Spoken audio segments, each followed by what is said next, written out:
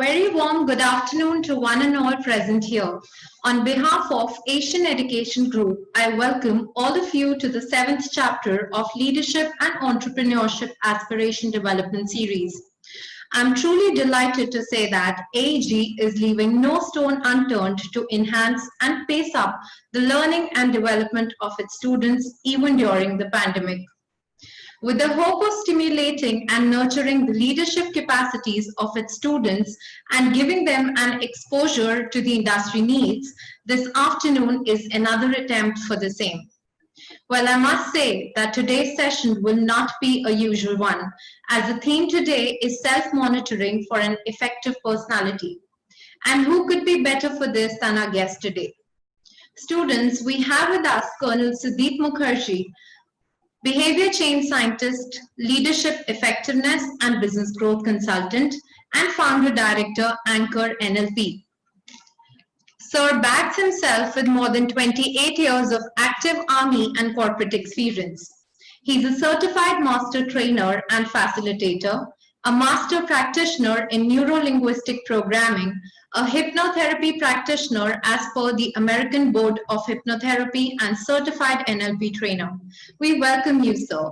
Be it serving the nation or helping the businesses grow, sir has always been a valuable asset to the nation and industry. Currently, he has been training professionals on neuro-linguistic programming, which is a very pragmatic and extremely resourceful concept for individuals and organizations at large. I'm sure, sir, that the journey of your life and experiences would be very enriching and powerful for us to learn millions of lessons today.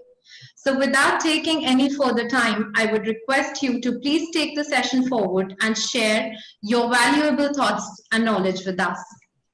Over to you, sir. Thank you very much, Garima. And good afternoon, ladies and gentlemen. As Garima has so eloquently introduced me, I consider myself just an army officer who has shifted into the business world and helping young entrepreneurs, professionals, and young men and women like you to move forward in life and be the best that you can be.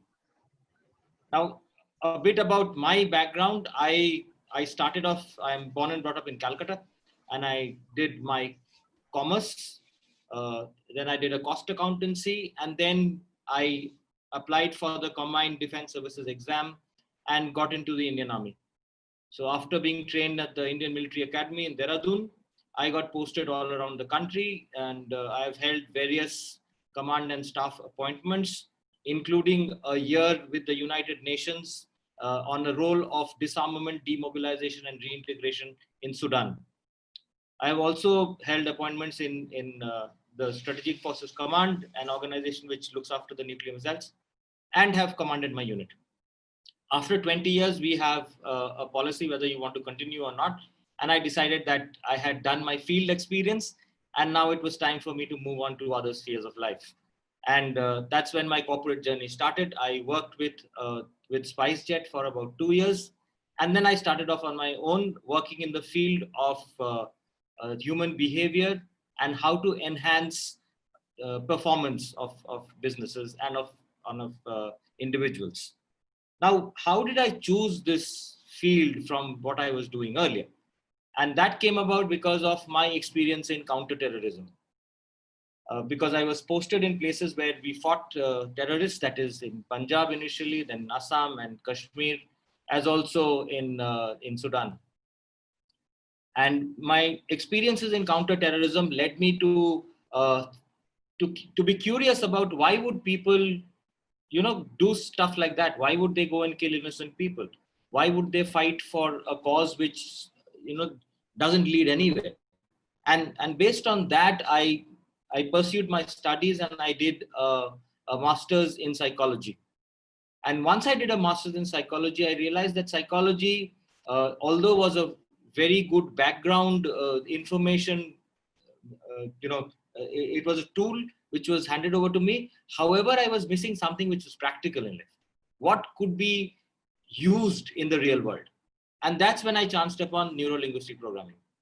And while learning neuro-linguistic programming, I continued my research, and my experience in man management, working with people, both in the army, in the civilian world, in the corporate world, and with young men and women. And what emerged is that people are people, and whatever they do is essentially behavior. So if we can control the behavior for ourselves, we can get whatever we want. A lot of people start off on one path and get on to the other, and that's absolutely okay. I'll take an example of Raghuram Raman.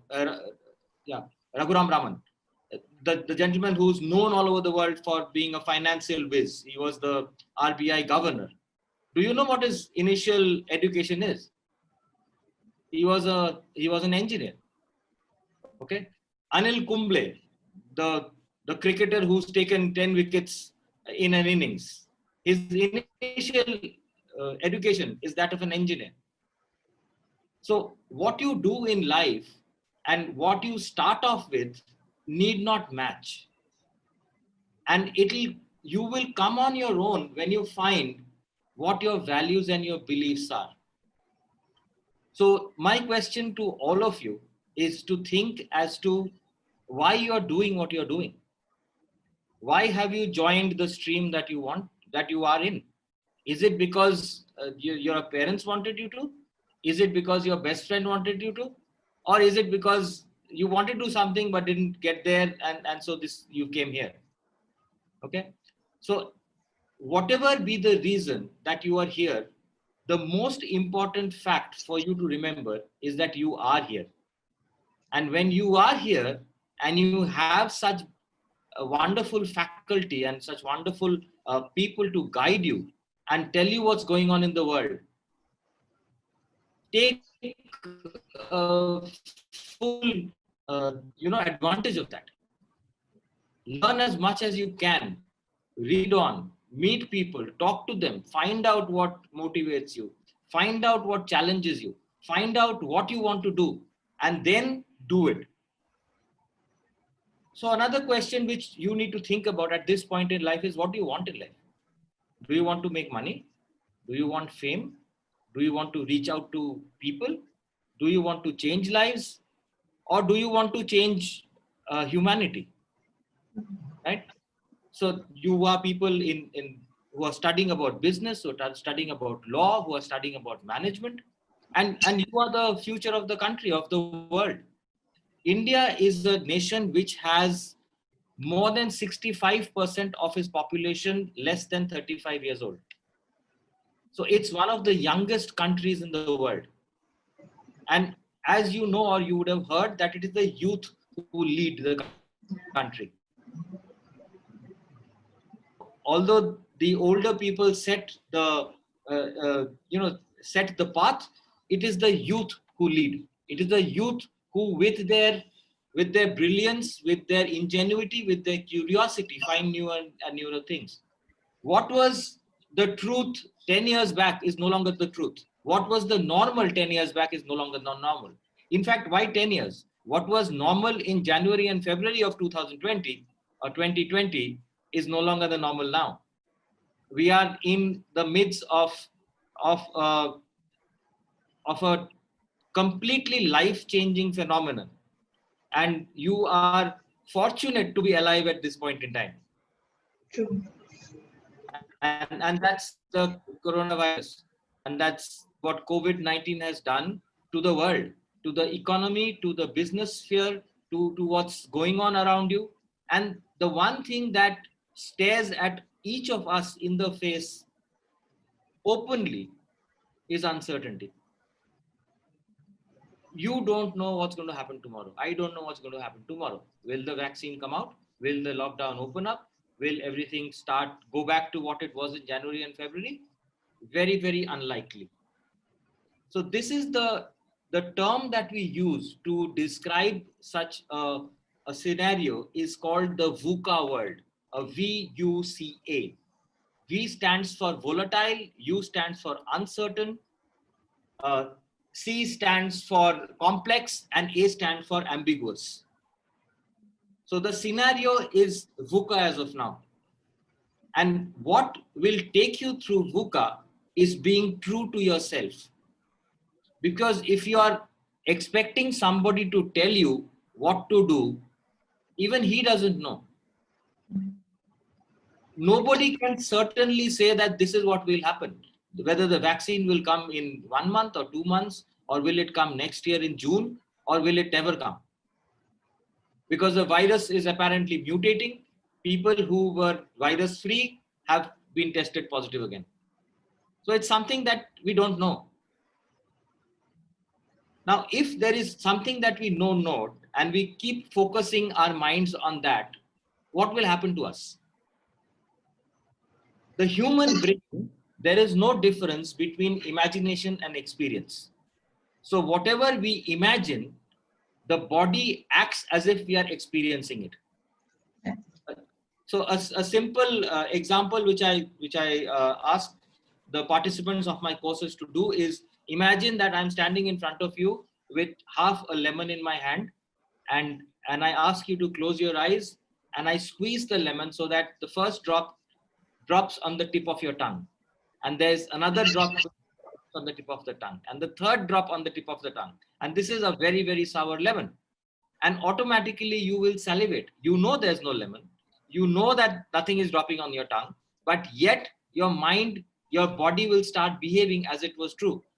And this is what we call an ideomotor response, that our body starts behaving because of our thoughts. So if your thoughts are about uncertainty and pata nahi kya hoga, and I don't know what's going to happen, your body will behave accordingly. So what will fight the coronavirus? What will fight COVID? Actually, if you bring it down to brass tacks, it's going to be your immune system. And your immune system is controlled by your brain. So if you are happy, if you are not worried, you will be fine. If you are worried, it will impact your immunity, it will impact the virus acting on you, and you will probably be fighting sickness and illness. So as young men and women who are starting into the world, or got out of the clutches of school life and getting into the freedom of college life, this is the time for you to be free, to think unbridled, to think about goals which probably others will laugh at. And that's absolutely fine, because everybody is bound by their own imagination. So if your imagination is bigger than theirs, you don't have to worry. You don't have to feel bad about it, or you don't have to think that, yaar, ye mujhe samajhte nahi hai. Don't expect to be understood. Expect to do something which is different, because each person is different. And because each person is different, why are each person different? Because each person has different experiences. Even if there are twins living in the same house, one of the same parents, their experiences are different from each other.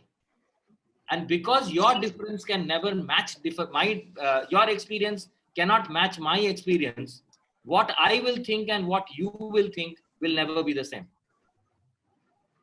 So because you are granted this immaculate brain and this powerful ability to imagine, and therefore create something new, use it. If you're not using it, it's as if you have a fantastic, you have a laptop, you have a mobile which you're only using for calling, and you're not utilizing all the other powerful tools that are available in it. That's how your brain is. So how do you, what is personality? What do you understand by personality? Now, personality is what you project outside, is what people, when they see you, think of you. So as you go on in college, and I'm sure there will be people who will come and tell you how you should dress, or how you should groom yourself, or how you should talk, or how you should stand. What I say is that you should do what you feel true to. Okay. So for example, people say that Mark Zuckerberg, you must have heard of him, who's the founder of Facebook. He always wears a gray t-shirt and blue jeans. That's his standard dress throughout the year. Okay. But when he was called to the US Senate to talk about privacy theft, he came in a black suit, right? So you will have to dress according to the function, according to where you are. You can't expect to come to college in Bermudas and t-shirts which have Bazigar written on it, right? That you can wear at home, but not in college.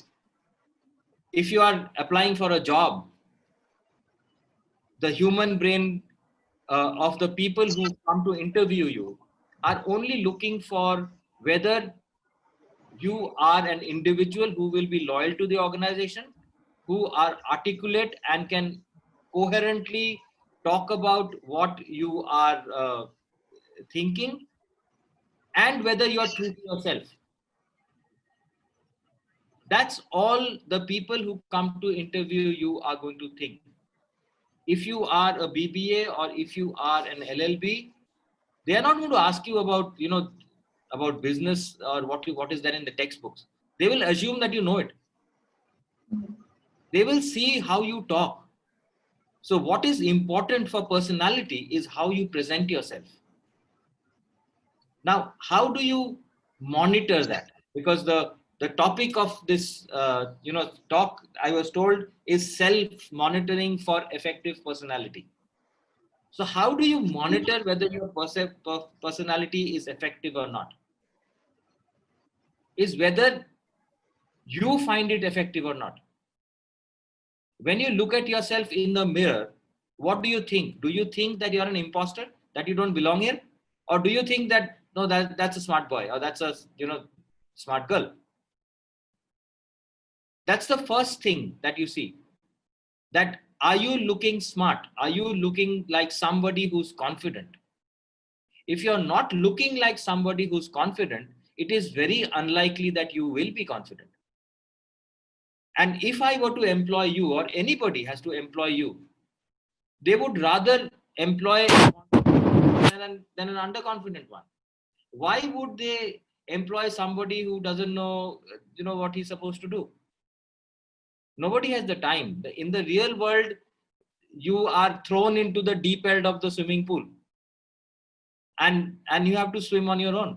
And this is the opportunity you have while you're in college, while you are here, to develop those qualities, to be ready to swim when you're thrown into the deep end of the pool. As soon as you join the job on the first day, you might be the most sought after man or the most sought after girl in your final year in college. But as soon as you join the first job, you'll be the junior most there, and you will be asked to sharpen pencils and bring stationery and get coffee for somebody, right? How you do it will give out what your future will be. Are you doing things happily? Are you part of the team? Are you contributing? Are you giving ideas which nobody else has thought of? And as soon as you start doing these, you will be included. And once you are included, people will help you grow. So your task now in these 2 years or 3 years or 1 year or how much ever time you have left in college is to build up on that, is to build up on your confidence, is to build up on your ability to convey what you're thinking, to build up on your ability to understand what others are talking about. Sometimes we feel shy, or sometimes we feel, that we should not ask questions. But you will only understand if you ask questions. For example, if I tell you now that I want you to imagine that in my hand I'm holding an apple. In my hand I'm holding an apple, right? Is this understood by you? Most of you will say, "Ha, ye to samajh mein aa gaya." Now my question to you is, what color is the apple? You don't know, right? So I might be holding a green apple in my hand. You might be saying it's a red apple or an orange apple or a striped apple or whatever, or a wax apple. Okay. It might also be an iPhone, because iPhone is also an Apple. So unless you ask questions, you will not be able to understand what your teachers, what your fellow students, what your bosses and peers when you join a job are saying. So ask. If you don't understand, ask. This is perhaps the most important piece of advice that was given to me, and I am just passing it on to you. If you don't understand, ask. No one will say no. People will answer you. Maybe they will say, come back to me later after the class. Or they may say that, I'll have to find out more about what you're asking and get back to you. But people will answer you. And once they answer you, in your head, the loop will be closed. In your head, that belief will become solid.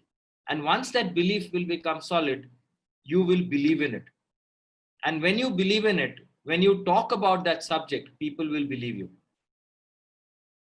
So just to elucidate that, if I ask you what was your favorite subject in school, you would all think of something. Maybe some will say math, some will say English, some will say biology, some will say, history and whatever. And if you think back as to why you like that subject so much, it would be because you liked that teacher. It would be that the teacher who taught you that subject believed in the subject. And because you liked the teacher, you liked the subject. And that is how much human behavior impacts us.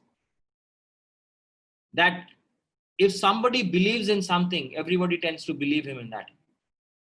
If someone doesn't believe in it, it is clearly visible to everybody else. There would be some professors who you would die for, who would have 100% attendance in their classes. There would be some other, professors who you would rather not attend, right? And that's a very normal thing which happens in all colleges. Is it the right thing? No, it's not. But does it happen? Yes, it does. And therefore, it's important for everybody, from students to professors to professionals to people who are working in the field for a long time, to continue to upgrade themselves, to continue to learn, to continue to become better, to continue to solidify their beliefs and change their beliefs if necessary. Because change is a constant. Each time the environment changes around you, you need to change yourself to be adaptive to the environment. So a lot of people who would train, face to face, have switched to training online because of the lockdown, and you can't help it.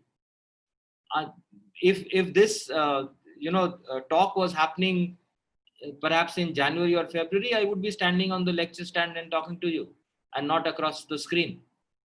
And Garima would be sitting, somewhere near, and not, sitting where she is now.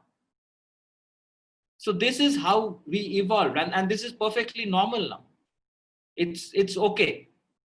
But if in January I had told you that we are going to have somebody who's talking to us, he will be talking from a screen, and you will look at him, you'll say, "Ye kya bakwas hai?" So you will now, once you finish your college, or all those who are getting out of college, get jobs or become entrepreneurs. Start something on your own. And all those who want to become entrepreneurs, my advice to them is jump in with a business plan. Don't jump in with just, because as per a study made by the United Nations Center for Trade and Development, that UNCTAD, 97% of businesses fail within the first 3 years. I'm just giving you this statistic just to make you understand that this is because a lot of people just jump into business without having a proper plan, without having a revenue model. So if you decide to be an entrepreneur, work on it from now itself. If you want to be a professional, decide that I'm going to be a professional for so many years and just plod on that. If you have a goal, you will reach it. If you don't have a goal, you don't know where you reach. A simple analogy for that is, once you get out of your house, do you turn left or do you turn right? It depends on where you have to go, right? So unless you know where you have to go, which side will you turn? So another thing which you need to monitor for effective personality is, are you walking on the path towards your goal, or are you just whiling away time? Is the action that you're taking now, will it lead to you being paid for it, or will it lead to you getting fame, or will it lead to you getting whatever you want? If it is not, then it is waste of time. And time is something which will never come back. It's the most costly resource there is. And it's more valuable than diamonds. It's more valuable than platinum. It's more valuable than anything on earth or beyond, because time once spent will never come back.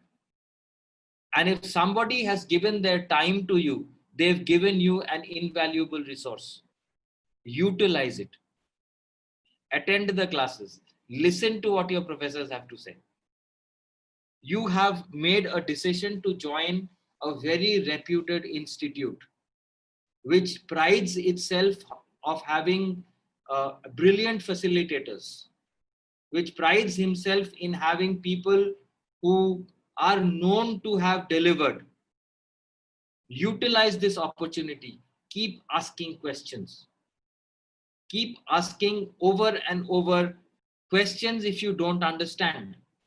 Share your thoughts with them. Share your ideas with them.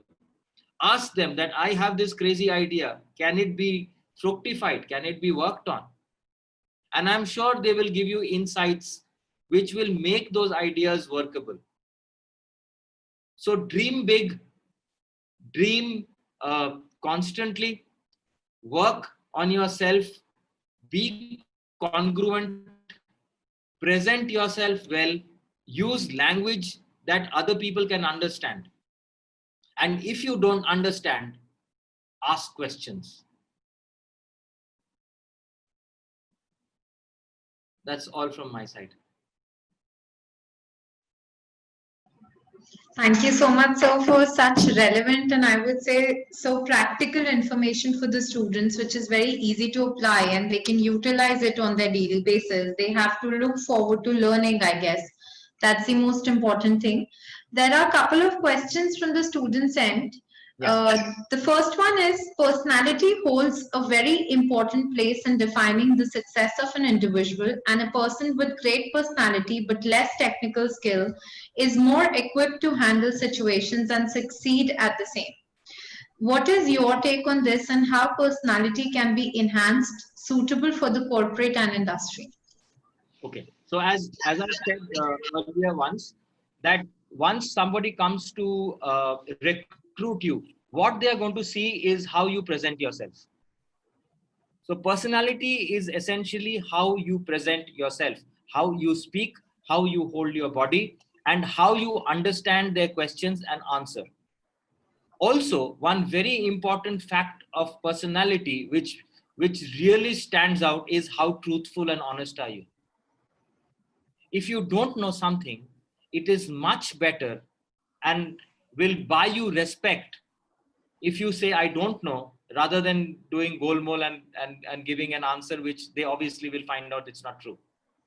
So the question that you asked as, how do you ensure that your personality stands out, is know more, is read more, is be more congruent. And if you know, answer. If you don't know, say, I don't know. Does that answer your question? Yes, it does, definitely. So they have to look forward to knowledge and they should know their reality as well. Yeah. The next question is that, can you please suggest a few tips as to how one can enhance self-awareness? Okay. self-awareness is knowing what you do or knowing how you stand, right? It's easy to be to speak that. It's very difficult to undergo. For example, you will have friends who will come with problems to you and you will easily give them solutions. Ye kar lena, wo kar lena. But once you are undergoing the same problem, it is very difficult for you to find the solution. And if somebody tells you a solution, you say, don't tell me that. Nahi hoga. And that's because as human beings, we can observe people through time. We can see what they were in the past, we can see what they are now, and we can project as what they will be in the future. That is very difficult to do for ourselves because we are in the now. It's difficult for us to comprehend what we are earlier, what we were earlier, and what will we be in the future. I'll give you a small example here. The best friend you had in school, right? If you think about yourself at that point of time, your taste in music, your taste in movies, your taste in food, your taste in clothes was something. And you come to college, your best friend in college, and if you see yourself and that best friend, your taste in food, your taste in music, your taste in clothes, your taste in what you do is different. So somewhere from between school and college, you've changed. And you will only come to know of that change as an observer and not of yourself. So self-awareness essentially is by figuring out the change in others, how others are reacting to you.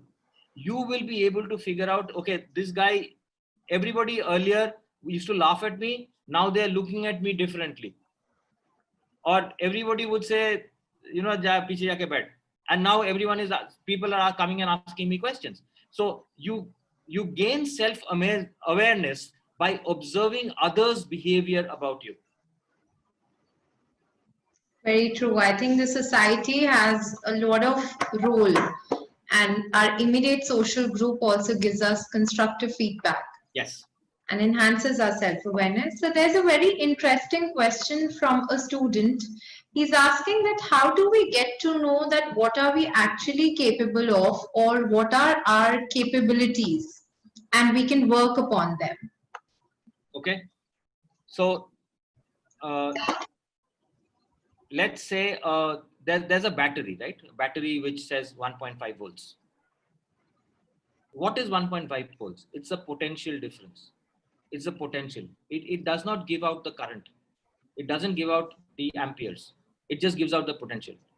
So when you say I have potential, it actually means nothing. What is important is what can you do? And the only way you know what you can do is by doing it. Right? And as soon as you do something and push yourself to do more and more and more, you will realize that you are capable of much more than you thought you were. So don't get stuck on potential. Challenge yourself to do more and more, and you will figure out that what you thought was your potential actually is not. Right. It's the only way of understanding that is practicing. Yes, I do. Yeah. Right. So the next question is that usually we all set up goals, but find it very difficult to stick to them. How can one remain motivated and driven towards the goals? Okay. So the problem in goals is that it tells you the end position. So all those who have played football will know that the end, the opponent goal is there about 100 yards away. But the important part is how do you get there? The important part is how do you move from where you are to where you want to be? Having a goal is not enough. What is important is the next step. Because the human brain can only think of the next step. And when you take the next step, the brain has got something called the feedback mechanism. And once you do something and you get a positive feedback that yes, I have been able to do it, automatically the next step and the next step and the next step become easy. But if you're focusing on the goal and not focusing on the steps that you need to take, it'll become difficult. Another point that you brought out is motivation. Now, motivation has two components. The first component is value, and the second component is intent. So you might think that, I run or exercise every day morning, or I want to go to sleep and wake up at 5 every morning, right? Find value in it.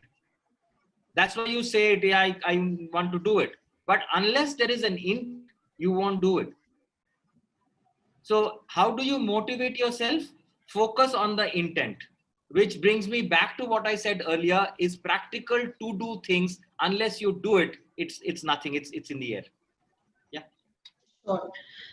So the next question is, how can one work on their personal weaknesses? Sometimes it is very difficult to self-analyze the weakness and work on them ourselves. But what can be done in such situations, and how can one handle self-doubt? Okay. So there are two questions here. Number one is how do you work on your weakness? And my answer to this is usually different from what you usually hear. I say don't work on your weakness, work on your strength. Make your strength so strong that weakness will not matter anymore. Okay, so you don't need to see why you say you want to work on your weakness is that you want to compete with others. And I keep saying each person is different, and each person has their own strengths. So if you have a strength and you work on that strength and make it so strong, people will not talk about your weaknesses at all, right? So do you are you interested to know how Amitabh Bachchan plays football, or how and what else Sachin Tendulkar sings? It's not important. Work on your strengths. Don't think about your weaknesses. The second question that you asked is, what was the question, Garima? Can you? So the student wants to know that how can we handle self-doubt? And sir, I see another question related to this. One more student is asking that how do we deal with the judgments passed by other people? Okay. Okay. So self-doubt, it's connected. Thank you, Garima, for connecting it. The self-doubt comes from judgment. It always comes from judgment. When you feel that the problem with judgment is it has two components. One is the criteria by which you are being judged, and second is by the person who's judging. Right? So for me, who's been in the in the army, I think Garima has long hair, so it's not good. But for a woman to have long hair is very good, right? So my judgment actually doesn't matter. I will judge based on my criteria. So people will judge you. It's a normal fact. In fact, all those who say we don't judge are lying. Within the first 7 seconds of meeting anybody, we judge them on 5 criteria. Okay? The first criteria we judge them is gender. As soon as you see someone, the first thing that you make up in your mind, is it male or female? Right? And this is because it's an animal instinct, because we are essentially animals. The second criteria we judge them is the generation. That is this person old or too young or within our mateable age. The third factor that we judge people on is socio-economic status. That is this person relatable to us, or he's too high or too low. The fourth criteria that we judge people by is, believe it or not, intelligence. And there is no logical reason. And you look at somebody and say, ye shakal se bewakoof lagta hai. How can somebody be shakal se bewakoof? But yet all of us do that, right? And the fifth criteria that we judge people by is intention. Ye chahta kya hai? What does he want? So we judge people by these 5 criteria, and each person's criteria is different. So if you're worried of judgment, you will continue to be worried all the time. So don't be scared of judgment. It is going to happen. It's the truth. Accept it. It's like saying that, Suraj ne jagna chahiye. I don't like the sun. It's just too bad. It's going to happen. Right? I think few things are inevitable, and so are judgments and doubts. Yes. need to deal with them. Yeah. So the next question is, and in fact, 3-4 students want to talk about this. They're saying that if I am an introvert and I cannot socialize with people easily, this is going to affect my work productivity and my experience at the corporate. So how can I improve that? Okay. So number one is, these are labels which have been created by some people to put people in boxes. The ye introvert hai, ye extrovert hai. There's no one who's an introvert. There's no one who's an extrovert. Right? These are just labels. I don't believe in them, because I'm sure that if you think you're an introvert, there would be somebody who you can talk anything with, right? Or people at home you can talk anything with. Why you refrain from talking is because of your fear of judgment, or why you refrain from talking is because you feel that you don't have enough knowledge to share, right? Or what will these people think of me? And that's why you want to be shy. You don't want to share, right? As soon as you join the corporate job, people will see you as an individual, as you are. Okay? They will figure out who you are. And if you are good in your job, whether you socialize or you don't socialize, it doesn't matter. Because if you are professionally good, you will get work. If you are professionally not good, you will not get work. It's got nothing to do with whether you're socially popular or socially unpopular. Because at the end of the day, a business wants to make money, and the business will make money by people working on it. And they would rather have people who work than people who are, very good looking and dance very well and sing very well.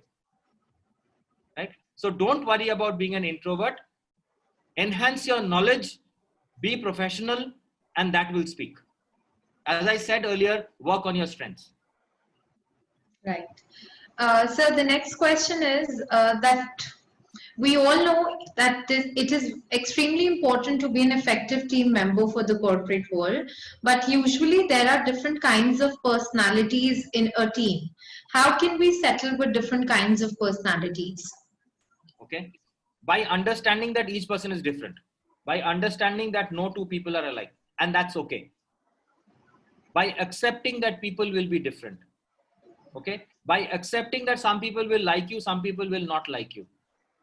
And you are not putting yourself self up for a matrimonial, right? You don't want everybody to fall in love with you, because you're not getting married with everybody. What you need to know is you are looking to be respected. Remember, there's a huge difference being wanting to be liked and wanting to be respected. Your aim should be to be respected, and you will be respected if you are a professional and if you are good in your job. So focus on your job, focus on being good in it. Automatically you will be respected and you will be part of the team, because you cannot keep good people out. It is bad for the organization. It's bad for business. Right. So the next question is, there are a lot of stressors such as work, career, relationships, expectations, etc.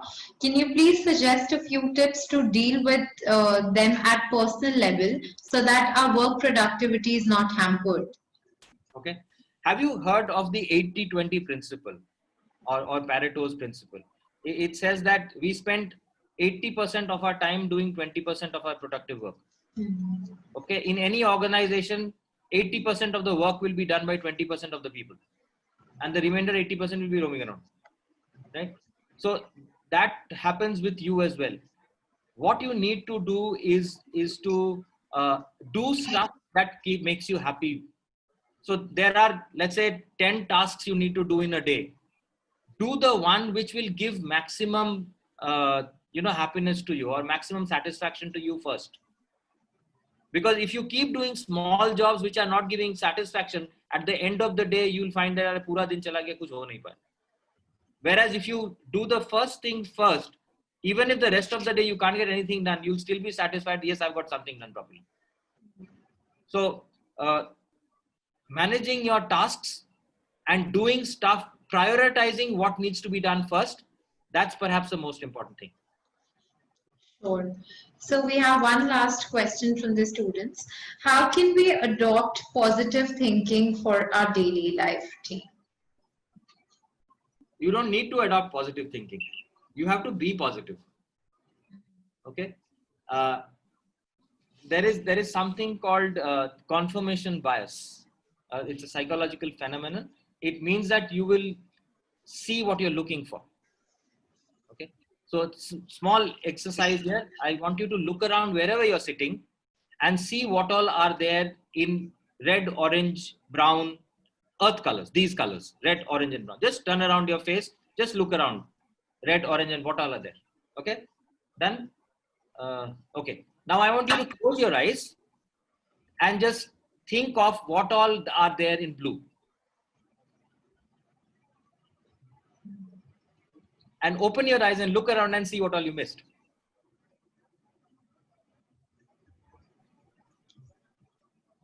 And you'll be very surprised that you would have missed some things which are so evident.